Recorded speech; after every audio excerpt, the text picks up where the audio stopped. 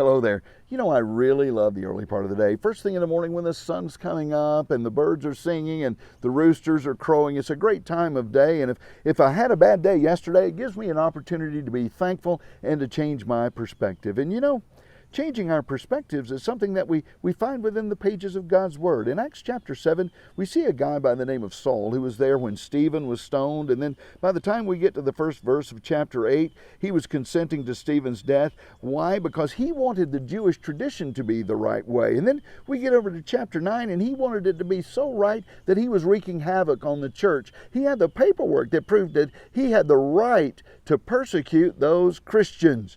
And then on the road to Damascus, he had his eyes blinded so that he could see the truth. And he changed his perspective.